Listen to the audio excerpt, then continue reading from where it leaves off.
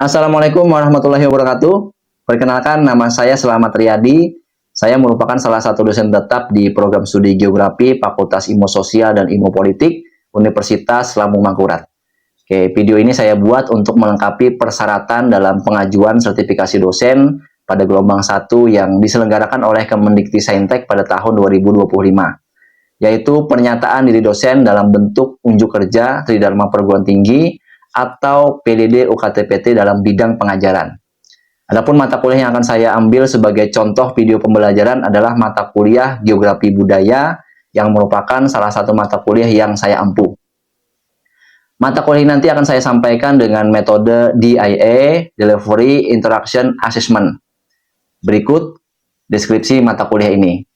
Geografi Budaya merupakan salah satu mata kuliah wajib pada program studi Geografi Fakultas Ilmu Sosial dan Ilmu Politik Universitas Lambung Mangkurat yang disajikan pada semester 4 dengan bobot 2 SKS. Mata kuliah ini nanti akan membahas hubungan antara budaya dan ruang geografis dalam perspektif keilmuan geografi. Mahasiswa akan menganalisis bagaimana faktor lingkungan, sosial, ekonomi, dan politik mempengaruhi pola persebaran budaya, serta interaksi manusia dengan lingkungan, sistem kepercayaan, bahasa, pola permukiman, hingga geopolitik budaya. Selain itu, mahasiswa juga akan mengevaluasi dampak globalisasi terhadap budaya lokal, serta merancang strategi pelestarian budaya berbasis keberlanjutan dan spasial. Untuk capaian pembelajaran mata kuliah atau CPMK pada perkuliahan ini ada 5. Yang pertama, mahasiswa mampu menjelaskan konsep dasar geografi budaya. Yang kedua, mahasiswa mampu menganalisis pola dan persebaran budaya serta faktor yang mempengaruhinya. Yang ketiga, mahasiswa mampu menganalisis interaksi budaya dan lingkungan. Yang keempat, mahasiswa mampu menganalisis peran budaya dalam pembangunan wilayah. Yang kelima, terakhir, mahasiswa mampu merancang strategi pelestarian budaya yang berkelanjutan. Kemudian, untuk sistem pembelajaran pada mata kuliah ini nanti akan dilaksanakan secara sinkronus dan asinkronus dengan menggunakan pembelajaran aktif yang mengutamakan peran dan keaktifan mahasiswa, yaitu pembelajaran kolaboratif, diskusi kelompok, dan penugasan berupa studi kasus. Perkuliahan ini nanti dilakukan sebanyak 16 pertemuan, di mana 7 pertemuan sebelum UTS, lalu 1 pertemuan UTS, lalu 7 pertemuan berikutnya sebelum UAS, dan 1 pertemuan pelaksanaan UAS. Nah, metode pembelajaran yang digunakan tergantung pada bahan kajian atau materi pembelajaran yang akan disampaikan. Misalnya, pertemuan sebelum UTS menggunakan metode blended learning, dan pertemuan sebelum UAS akan berfokus pada diskusi kelompok dan studi kasus. Nah, kemudian untuk bentuk perkuliahan, sinkronus dilakukan secara hybrid, yaitu secara tatap muka di ruang kelas atau offline, dan secara online melalui Google Meet atau Zoom. Sedangkan pelaksanaan asinkronus dilakukan melalui WhatsApp group dan forum diskusi di e-learning untuk memfasilitasi mahasiswa dalam berdiskusi perihal mata kuliah dan penugasan secara mandiri maupun kelompok. Kemudian evaluasi pembelajaran didapatkan melalui kehadiran, kuis interaktif, kemudian penugasan, diskusi kelompok, UTS, dan UAS dengan bobot penilaian, kehadiran, kuis interaktif, penugasan, dan diskusi kelompok itu sebesar 30%. Kemudian UTS sebesar 30% dan UAS sebesar 40%. Kuis interaktif nanti akan dilakukan sebanyak 2 kali dan penugasan terstruktur baik secara mandiri maupun kelompok sebanyak 5 kali. Lalu diskusi kelompok di mana penilaian memuat keaktifan setiap kelompoknya. Kemudian UTS dilakukan menggunakan rubrik multiple choice question. Dan UAS nanti dilakukan menggunakan presentasi studi kasus setiap kelompok. Nah, demikian informasi yang dapat saya sampaikan terkait mata kuliah Geografi Budaya. Selanjutnya, cuplikan pembelajaran yang saya laksanakan secara sinkronus, tatap muka di ruang kelas. Selamat menyaksikan. Oke, Assalamualaikum warahmatullahi wabarakatuh. Waalaikumsalam warahmatullahi wabarakatuh. Oke, selamat siang teman-teman mahasiswa semuanya. Ya. Gimana kabarnya hari ini? Alhamdulillah. Alhamdulillah sehat ya. Oke, meskipun kalau saya lihat dari sekilas wajah-wajah teman-teman semua di sini, ada yang terlihat sangat bahagia sekali nih. Ada juga yang terlihat kalau bahagia itu biasa-biasa saja. Tapi ada pula juga yang terlihat seperti apa ya, seperti menanggung beban yang cukup berat nih kayaknya. Oke, tapi itu hal yang apa? Bukan hal yang aneh ya, karena setiap individu, setiap orang tuh punya faktor yang apa? Yang mempengaruhi perasaannya. Jadi ada faktor lingkungan, kemudian faktor keluarga, faktor pengalaman hidup, dan faktor-faktor yang lain. Nah, seperti itu juga ketika kita bicara masalah keberagaman budaya yang ada di Indonesia. Ada faktor yang mempengaruhinya tentunya ya. Kalau kita lihat Indonesia tidak hanya satu cerita, tidak hanya satu warna. Indonesia ini beragam. Jadi kalau kita lihat dari Sabang sampai Merauke, kemudian kalau kita lihat dari Miangas sampai Rote, ada banyak ribuan suku bangsa, ada banyak tradisi, ada banyak bahasa daerah ya, kemudian banyak nilai-nilai budaya yang berbeda-beda. Nah, jadi sama halnya tadi kalian datang ke sini dengan perasaan yang berbeda-beda, tentu banyak faktor yang mempengaruhi. Seperti itu juga ketika kita bicara keberagaman budaya. Jadi banyak faktor yang mempengaruhinya. Nah, apa saja faktor yang mempengaruhi tersebut? Hari ini kita akan bahas. Namun sebelum kita mulai ke materi, mari kita berdoa menurut agama kepercayaan kita masing-masing.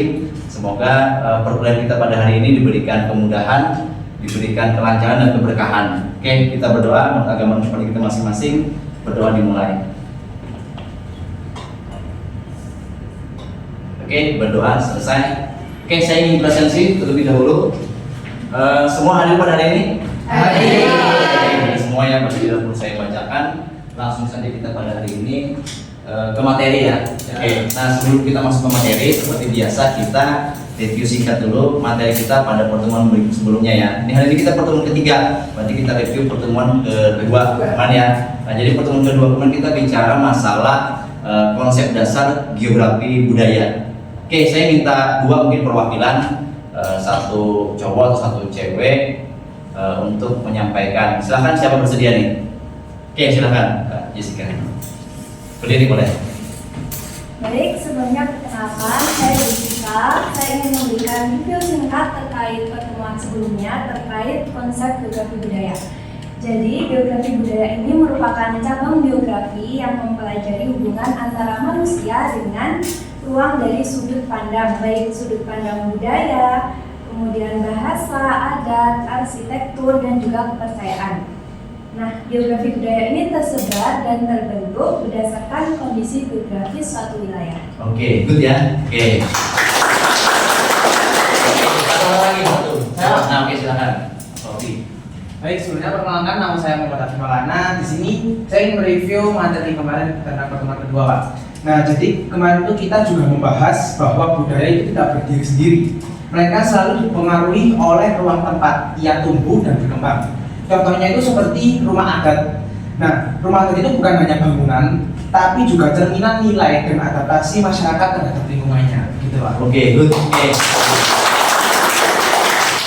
Terima kasih Mbak Jessica dan Mas Wafi. Pemaparan sangat luar biasa, sangat baik sekali ya. Jadi kalau kita bicara konsep geografi budaya, tentu kita tidak hanya bicara sosial saja, tapi kita juga bicara spasial sesuai dengan keilmuan kita. Nah, tentu kita tidak hanya budaya sih tidak hanya sebagai warisan saja kita pandang, tapi juga sebagai sesuatu yang bisa kita petakan, yang bisa kita analisis dan bisa kita lestarikan secara ilmiah. Nah, itu yang geografi konsep budaya. Oke, itu kita masuk ke materi berikutnya. Oke, sebentar saya buka laptop.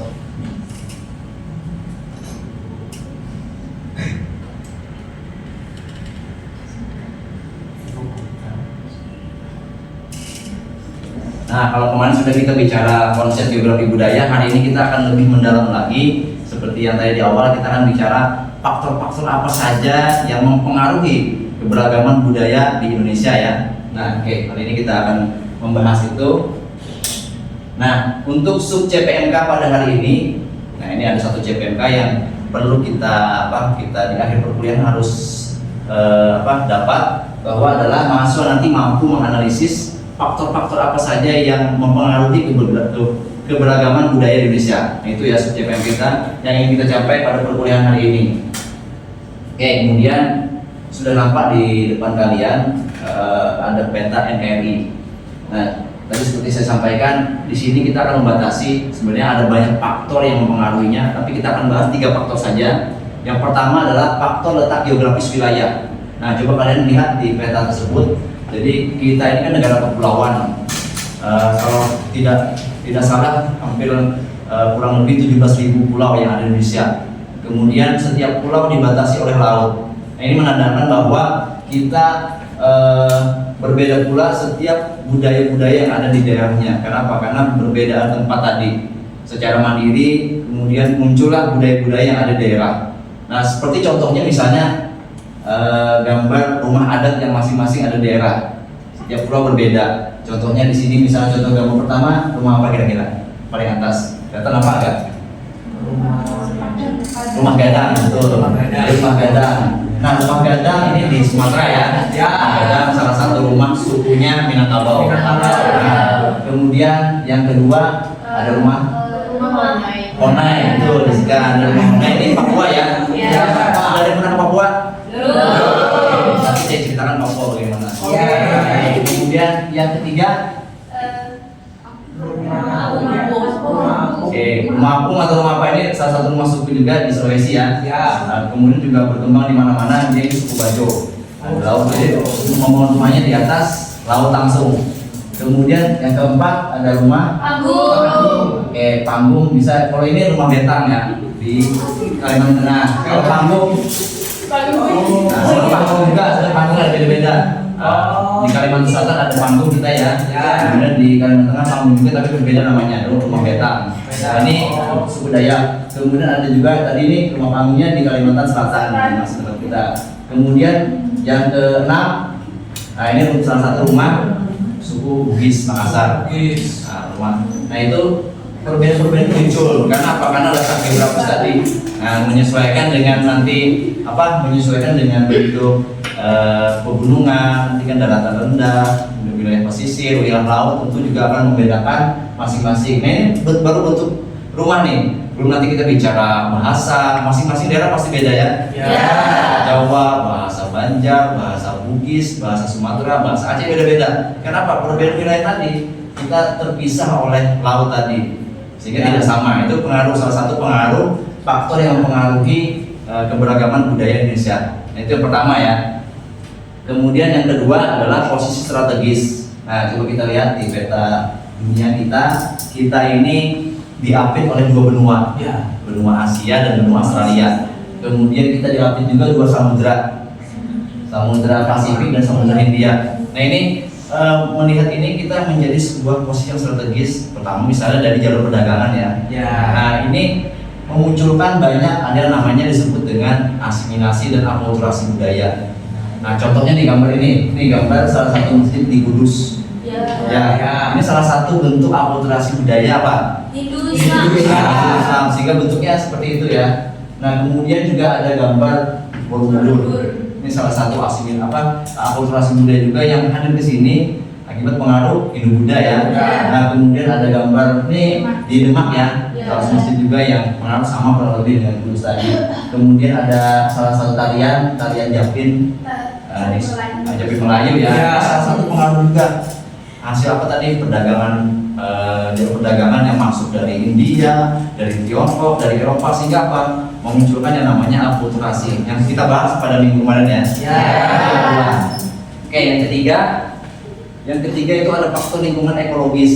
Nah, ini kita bicara di sini ada iklim, ada topografi, kemudian ada ekosistem. Ini mempengaruhi. Misalnya kita bicara topografi, misalnya ada daerah pegunungan, ada daerah dataran rendah, ada daerah rawa, ada daerah pesisir, sehingga ini membentuk masing-masing perbedaan antar wilayah dalam hal misalnya mata pencaharian, kemudian juga terkait dengan tadi bentuk rumah arsiteknya, tradisi. Nah, contohnya misalnya nih, itu posisi saya sedang di Bromo saat itu dengan ketemu dengan suku Tengger ya, suku Tengger. Ciri khasnya apa? Pakai sarung. Kira-kira kenapa jadi pakai sarung? Dingin. Sehingga apa topografinya memang pegunungan ya. Nah, berbeda misalnya kita di pantai. Pantai kira-kira cocok nggak pakai sarung gitu? Ya, antara pegunungan dengan wilayah pesisir kalau dari segi pakaian ya. Kemudian dari segi mata pencaharian juga. Kalau daerah pegunungan pasti apa? Kebun. Bertani ya. Kalau daerah pesisir Nelayan.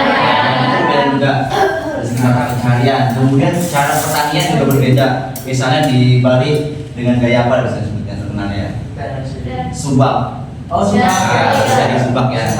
Itu berbeda juga. Kalau di tempat kita Kalimantan misalnya di Dayak Ratus dengan cara berladang dari Bali mereka. Nah seperti ini perbedaan yang muncul. Kemudian di rawa juga berbeda ya. Ada yang sawah, ada hujan seperti itu. Perbedaan mata pencaharian, perbedaan cara bertani, perbedaan tradisi tadi. Ini karena faktor yang namanya disebut dengan lingkungan ekologis. Karena topografinya, karena iklimnya berbeda. Contohnya seperti lagi nih. Ini saya berada di waktu itu di Papua.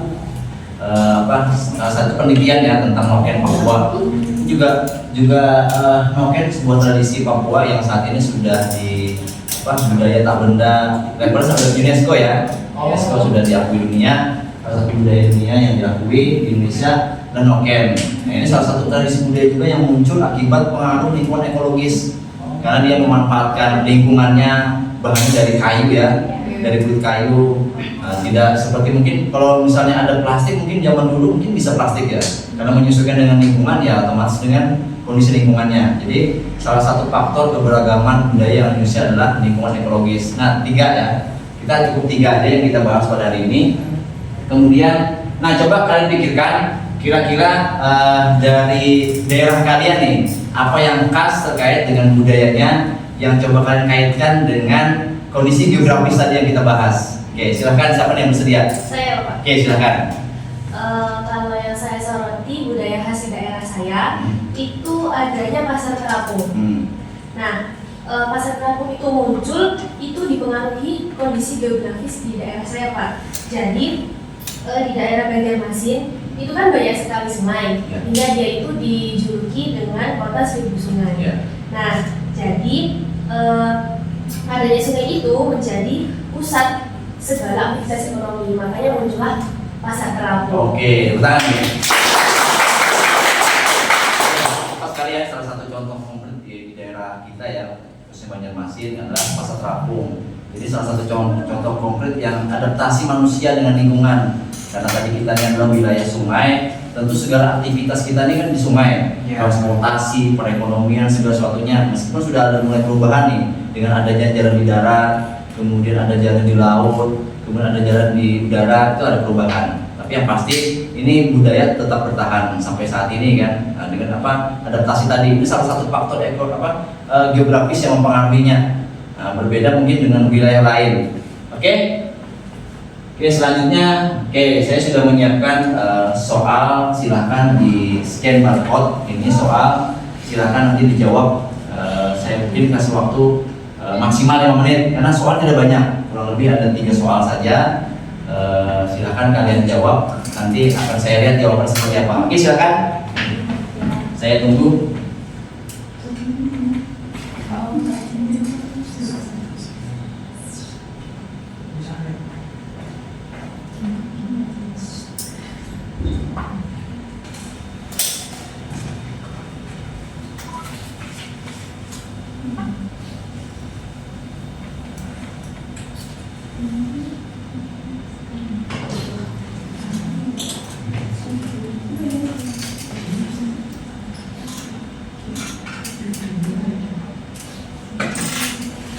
Oke, soalnya mudah kan? Tinggal mendapatkan saja.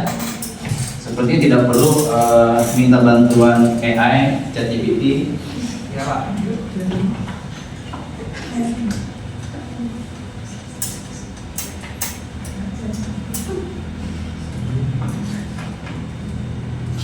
Oke, dan sudah selesai? Masih soal? Sudah. Oke, kita tunggu yang lain dulu.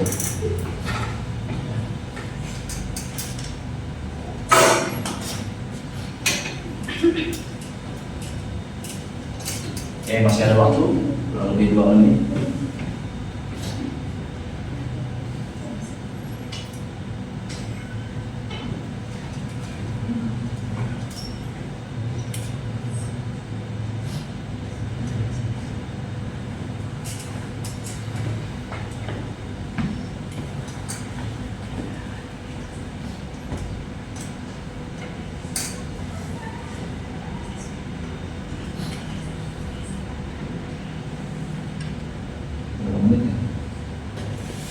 Sudah.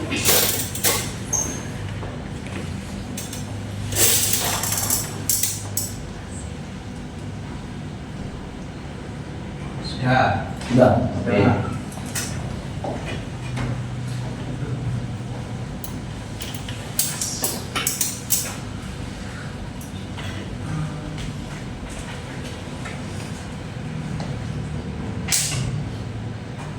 Oke, sudah semua? Sudah ya? Oke. Jadi nanti akan saya coba kita bahas nanti minggu depan ya ini ya. Hari ini itu sebagai bagian daripada pengganti presensi. Karena tadi disebutkan teman-teman bilangnya semua hadir. Nah, karena ini peserta banyak mungkin saya tidak terlewat seperti apa. Itu sebagai pengganti presensi mungkin kalau ada teman yang tidak hadir. Oke, kita lanjutkan kepada materi berikutnya. Nah kemudian untuk tugas individu. Nah, kita punya tugas individu, teman-teman nanti tinggal di barcode nanti apa penjelasannya selengkap-lengkapnya ada di sana. Bahwa nanti tugas kita hari ini untuk materi pada hari ini adalah menulis opini di media sosial atau di media online, media massa online ya khususnya. Ini saya contohkan, saya ada beberapa tulisan di media media massa online tentang terkait dengan budaya. Jadi tema kita adalah terkait dengan budaya materi pada hari ini. Jadi misalnya tadi banyak terkait dengan pasar terapung. Nah itu yang dikaitkan dengan kondisi geografis tadi. Nah itu nanti ditulis opini seperti apa. Misalnya terkait dengan globalisasi atau apa nanti coba dikaitkan. Tapi yang pastinya temanya sesuai dengan materi kita pada hari ini yang berkaitan dengan keberagaman budaya di Indonesia. Oke, sampai sini ada yang tangannya kan? Sudah cukup? Oke, sudah cukup. Kalau sudah cukup, minggu depan kita akan belajar tentang pola persebaran budaya di Indonesia. Nah, nanti silakan disiapkan dibaca. Sudah ada saya bagikan buku terkait dengan ajar yang bisa kalian pelajari sebelum nanti kita diskusi seperti ini. Oke? Kalau tidak ada pertanyaan, mari kita simpulkan. Oke, siapa nih yang bersedia untuk menyimpulkan? Oke, silakan. Untuk pembelajaran hari ini itu keberagaman budaya Indonesia tidak terjadi secara kebetulan saja, melainkan merupakan hasil dari interaksi yang kompleks antara letak geografis wilayah, posisi strategis dalam lalu lintas budaya, dan lingkungan ekologis yang sangat bervariasi. Ketiga faktor ini saling berkaitan dalam membentuk corak budaya yang kaya, beragam, dan dinamis di Indonesia. Seperti itu, Bapak. Oke, terima kasih ya. Kita bertangan. Oke, kalau sudah tidak ada pertanyaan lagi, kita ketemu minggu depan bicara masalah pola persebaran budaya Indonesia. Oke, sekian terima kasih. Saya akhiri. Wassalamualaikum warahmatullahi wabarakatuh. Waalaikumsalam.